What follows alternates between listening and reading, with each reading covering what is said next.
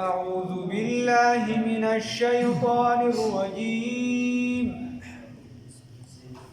بسم الله الرحمن الرحيم ولقد أرسلنا رسلا من قبلك وجعلنا لهم أزواجا وذرية ما كان لرسول أن يأتي بآية إلا بإذن الله لكل أجل كتاب صدقت يا رب العالمين.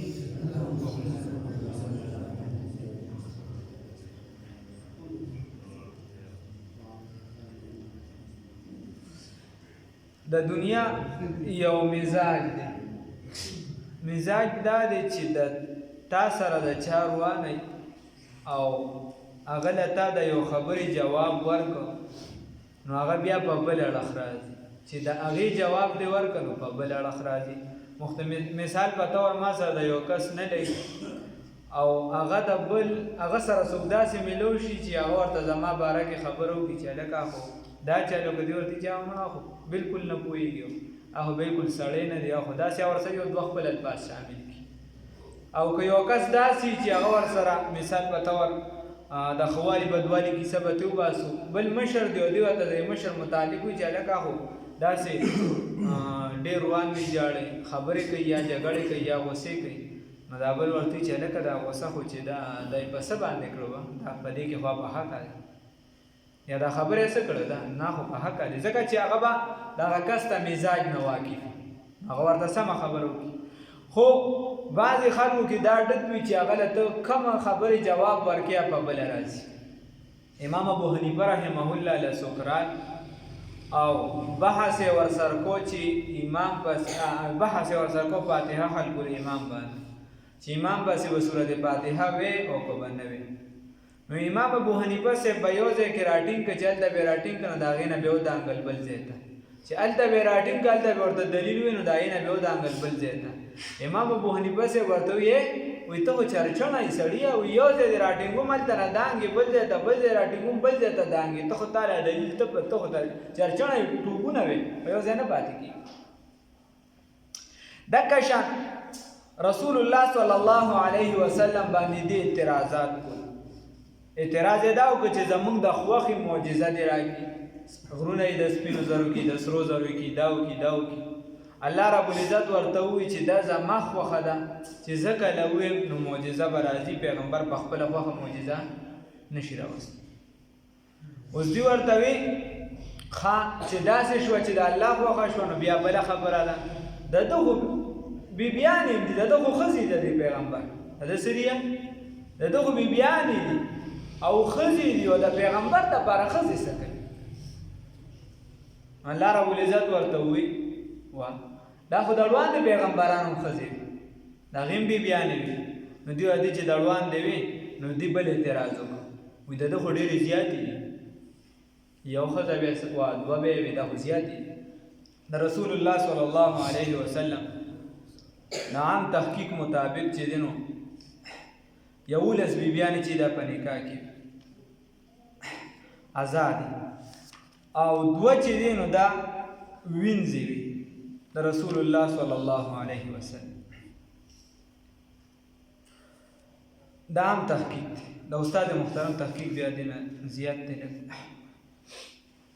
عام مفسرین دا خیر نو دوی چې بیا خو یو دوه پکار وي نو د هغې بیا بلا جوابات علماو کړي دي. پیغمبر کې خدای پاک طاقت اچولی، پیغمبر چې دی هغه انصاف کولی شي هم بنده انصاف نشي کولی، یو پیغمبر له چې دی خدای پاک بلا کسانو برابر چې دی طاقت ورکړي، بل انصاف د پیغمبر په شان څوک انصاف نشي کولی.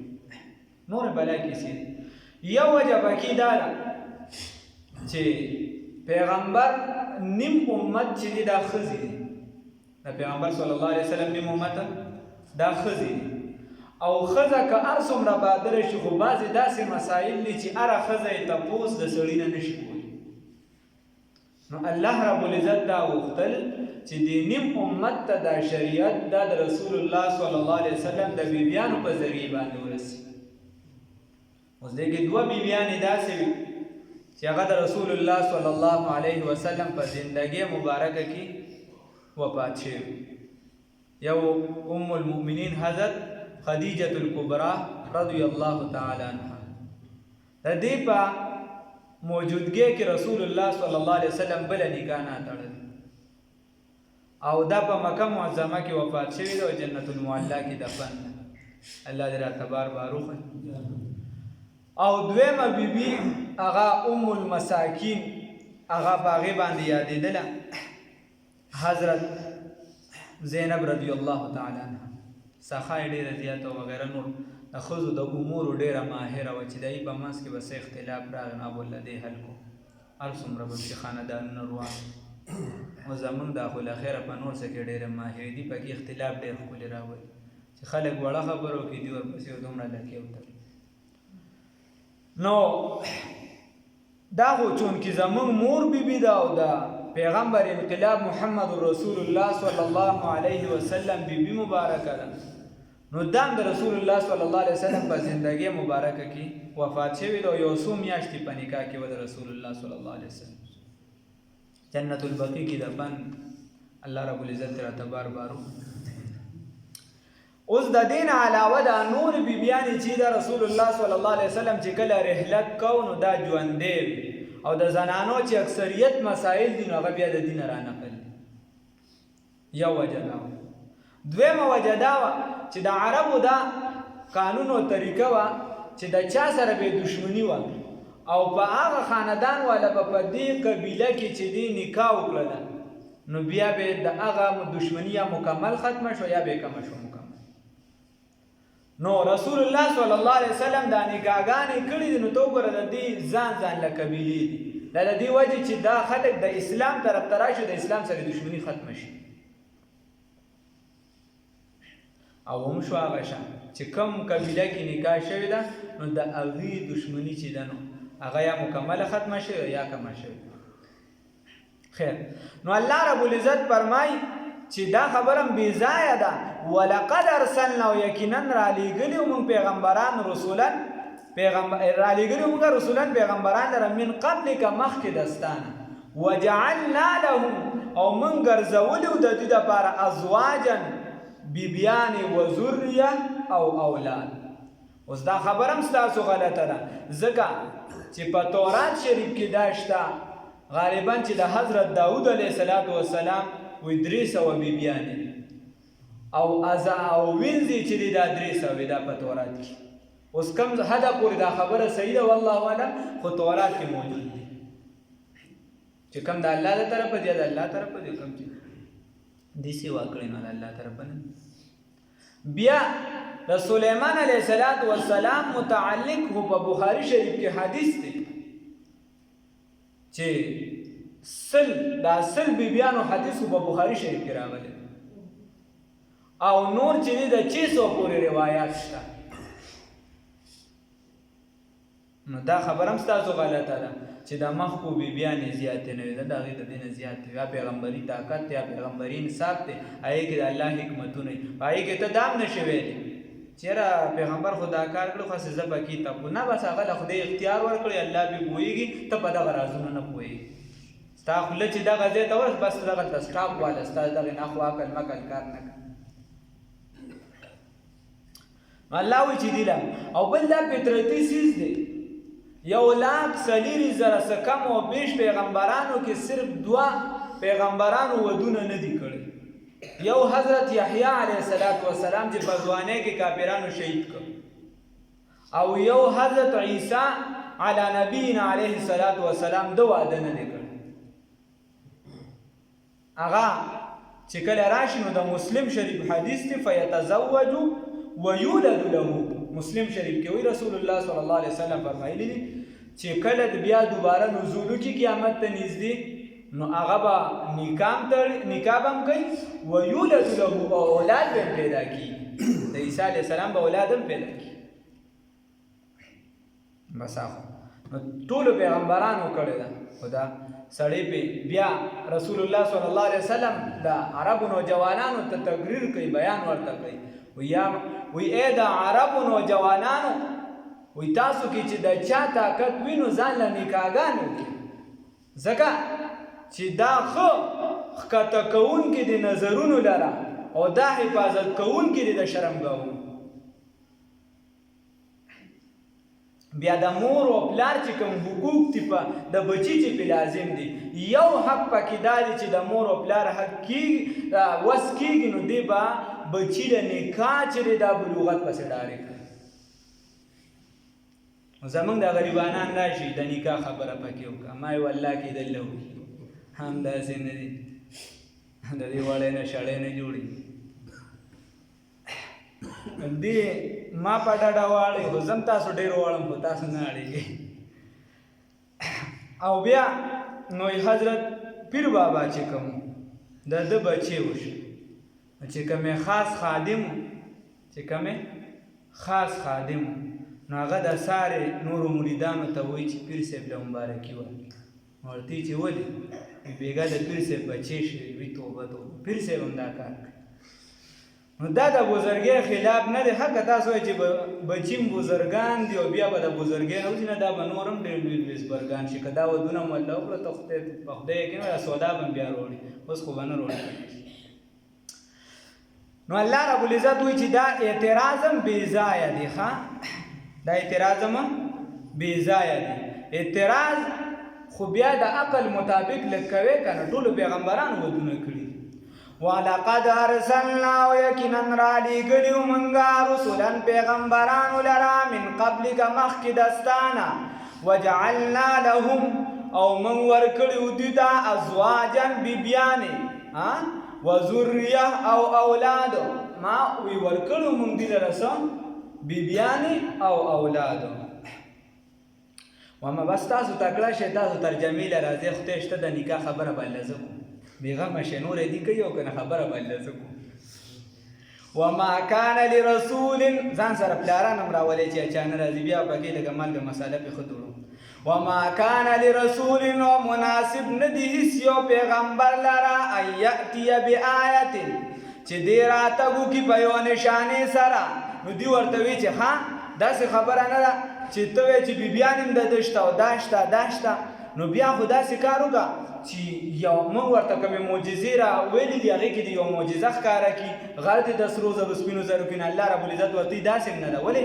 وما کان لرسول، او مناسب نه دي هېڅ یو پیغمبر ته ان یأتي بآیت چې دې راتګ وکړي په یوه نښې سره، الا باذن الله، مگر په حکم د الله رب العزت سره. دې چې کومه معجزه راوړي د الله په حکم سر به راوړي.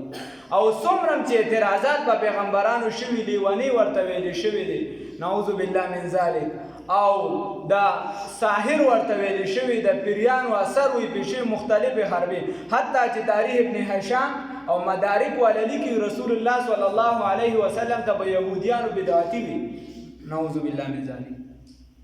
نو دا ټول نو چې دوی ورته چې ښه د الله په حکم سره، نو بل کتاب بل اعتراض یې وکړو. بل اعتراض یې دا وکړو چې د الله په حکم بیا یې د الله نه وغواړي، چې د الله پیغمبر د الله نه دی وغواړي، یا به معجزه راولي، یا به را نازله کړي. نو الله ورته وایي نه، داسې نه ده. لکل اجل کتاب، دپاره د هرې نیټې یو لیکل دي. ما د هر څه دا لیکلي دي، ښه دا په لیک باندې ده. نو ته به بیا وایې چې هر څه په لیکلو دي، نو بیا زموږ لاس خپله محنت کولو له خو ضرورت پاتې نه شي، بیا محنت کولو له ضرورت پاتې نه شي. نو داسې نه ده. تقدیر په دوه قسمه دی، یو ته ویل شي تقدیر مبرم او یو ته ویل شي تقدیر معلق، یا تقدیر منجز او یو ته ویل شي تقدیر معلق. یو تقدیر داسې دی چې هغه الله لیکلي دي چې دا زما ټله فیصله ده، دا کار به داسې کېږي. او بعضې څیزونه داسې دي چې الله رب العزت فرمایلي دي. مثال په طور ته دا بیماری لګېدلې ده، نو که ده د پلانکي ډاکټر نه علاج وکړو، ده ته به هغه سره شفا میلو شي. د پلانکي پیر صاحب باندې دعا وکړله، ده ته به شفا میلو شي. د په پلانکي کس دم واچو، ده ته به شفا میلو شي. یا دا 100 روپۍ دي، خو که ته محنت وکړه ده ته به میلو شي، که د محنت ونه کړه میلو به نه شي. دې ته ویل شي تقدیر معلق. دا الله رب العزت ستا هغه تقدیر سره لیکلي.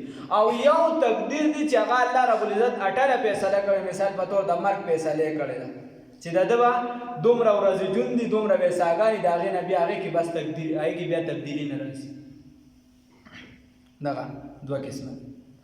بیا رسول الله صلی الله علیه وسلم فرمایي چې داسې بیماری نشته چې د هغې علاج الله رب العزت نه نازل کړي. یعنې په ځمکه داسې بیماری نشته چې خدای علاج نه نازل کړي. بیا بله خبره ده چې د حکیم او د ډاکټر هغې ته لاسرسایي کېږي او که نه دې پرې پوهېږي او که نه، خو الله د هرې بیمارۍ چې د علاج په دنیا کې رالیږي.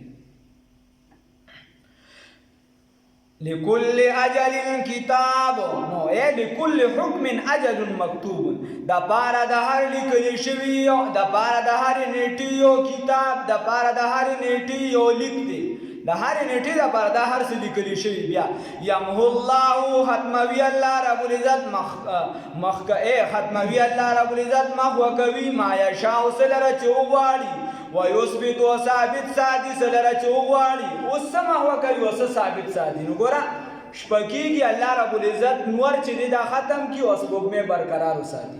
سپوږمۍ خو د ورځې وي خو رڼا نه کوي او د شپې برقرار وساتي. اولاد پاتې شي پلار والله الله مخ وکړي هغه ته والي کیسه والله ختمه کړي. یا یمحو الله ما یشاء ویثبت، الله رب العزت یو حکم را رواني هغه الله ختم کړي بل حکم راولي. یا یو شی مخکې حلال وي او الله رب العزت حرام کړي لکه شراب والا، نو یو څیز برقرار وساتي یو ختم کړي دا الله خوښه. یا دا خو داسې روایات دي د علي صاحب نه وغیره. یو پکې مرفوع روایت دی د حضرت عبدالله ابن عباس رضی الله تعالی عبدالله ابن عمر صاحب نه.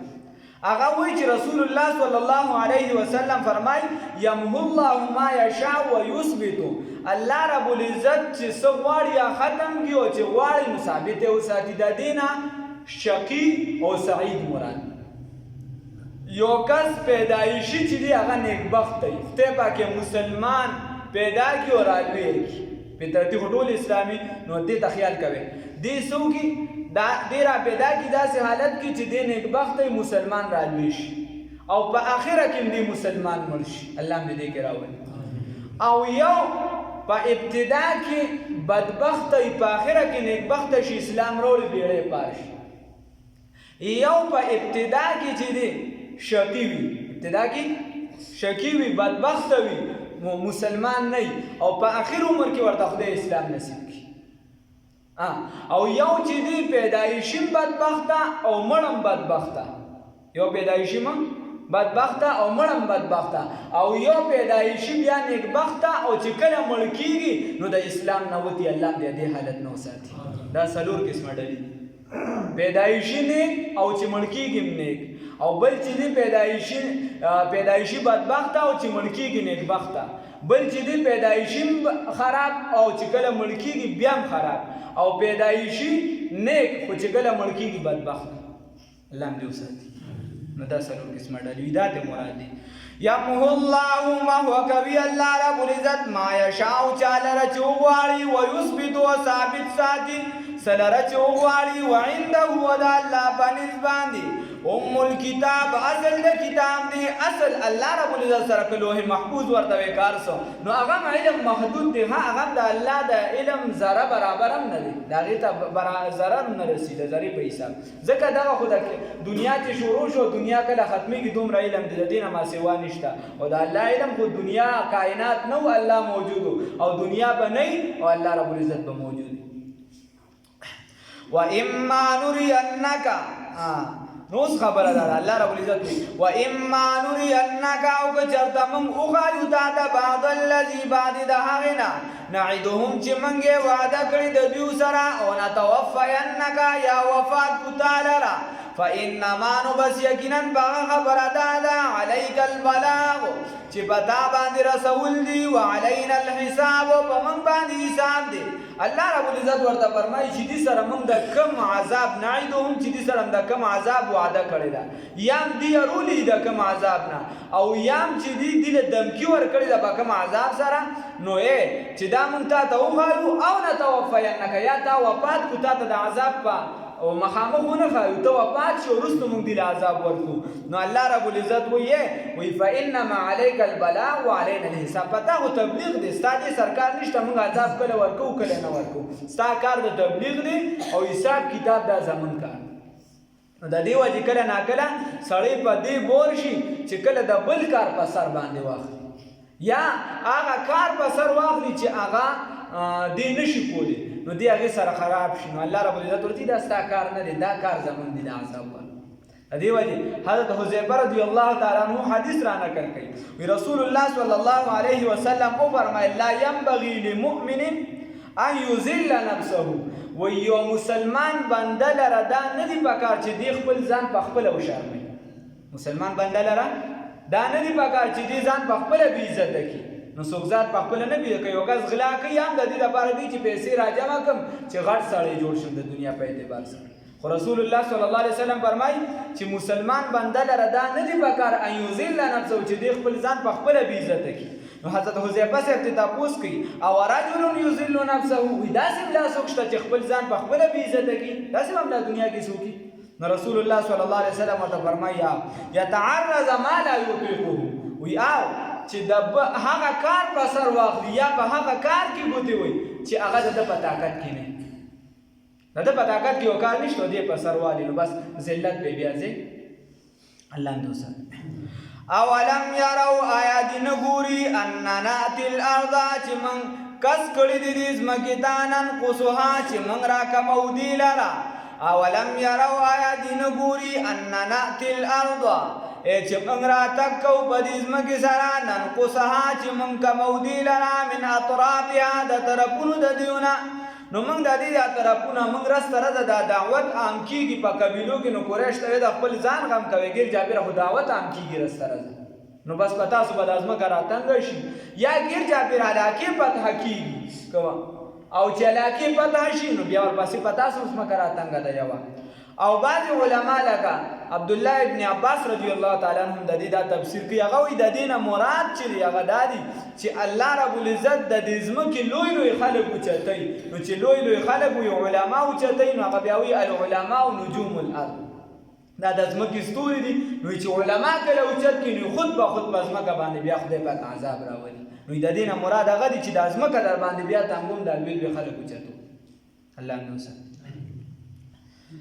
والله یقینا الله رب العزت يحكم فیصله کوي يحكم فیصله به وکړي لا معقبا نشته دې څوک واپس کوون کی دفع کوون کی له حکمه فیصله د الله لرا وهو سريع الحساب ودغ الله تعالی زر حساب غستون کی دي وقد مكر الذين يقينا مكروا تدبیر کړو ها کسانو من قبلهم چړوان دي دیونو فلله المكر بس یقینا اختیار د ټولو تدبیرونو اختیار د تدبیرونو جميعا اختیار الله لره دي د تدبیرونو جميعا د ټولو یا فلله المكر بس د الله فائدن کی دي تدبیرونه جميعا ټول یعلم پوهیږي دغه الله رب العزت ما په هغه باندې تکسبو چې کوي کل نفس هر یو نفس چې څوک څنګه کوي الله په پوهه دي وسيعلم الكفار زر دي چې په بشي دا کافران دي من عقب الدار چې چا د بار دي کور د اخرت